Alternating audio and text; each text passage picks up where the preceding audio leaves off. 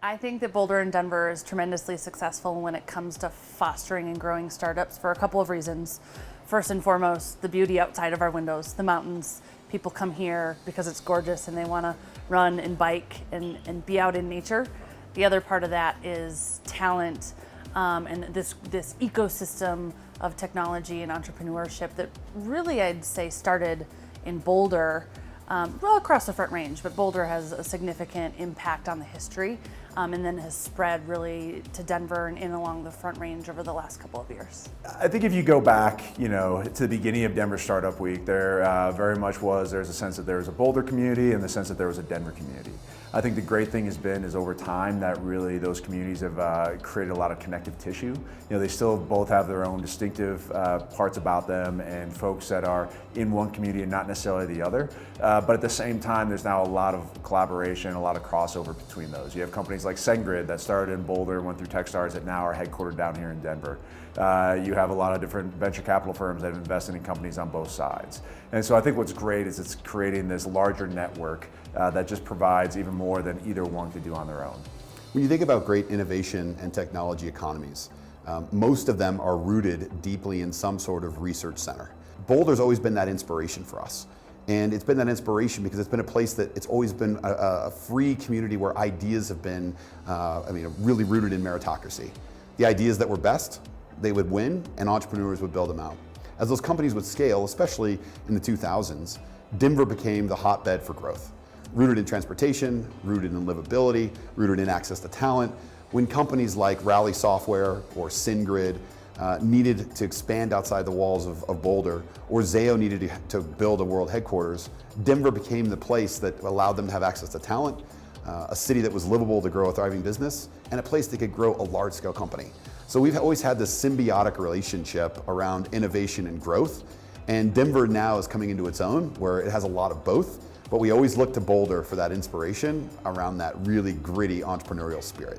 Yeah, we're actually in Boulder and Denver, and we think that is a key to our success. We like to attract millennials into our workforce, and millennials don't like to commute, and they like to work in urbanish areas.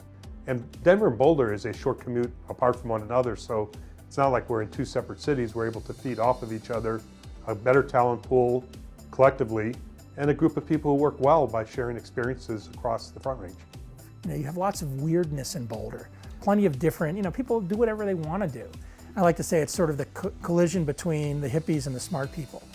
And that collision is really powerful around startups because startups are basically, and entrepreneurs are people who envision something that didn't previously exist.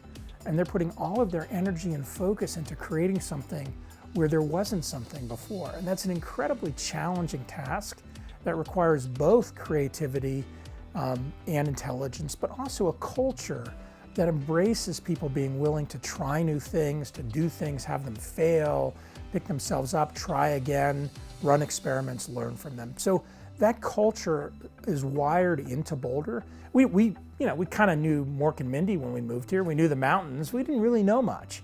And what we found very quickly was that culture that I'm describing, was the substrate of Boulder. Boulder and Denver and Fort Collins and Colorado Springs are all great startup hubs right here in Colorado. So it's really a statewide phenomena. There's even been efforts to bring the startup culture to Western Colorado, to small mountain communities seeking to diversify their economy. The Telluride Foundation has implemented work to kind of create a startup vertical in Telluride and other ski resorts to diversify their economy.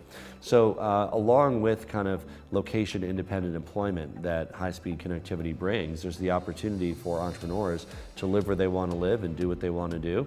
And of course, there's no greater place to live than Colorado with our outdoor recreation and skiing and hiking and the great weather. People just love to live here. First of all, when you talk about the best places to start a company in the United States, that list is going to include Silicon Valley, Seattle, New York, Boston, Austin, Texas, and Denver, Boulder. And to have Boulder listed among these other cities that are north of 1 million people and in some cases well north of 1 million people, it's pretty amazing that this little hamlet has become a world-class place to start a business.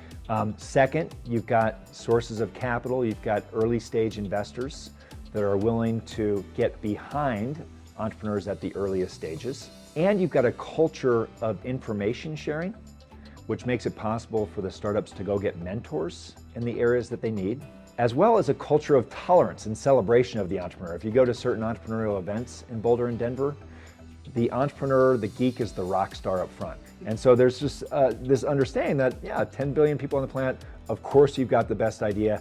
How can we support you? And Boulder Denver enjoys those ingredients.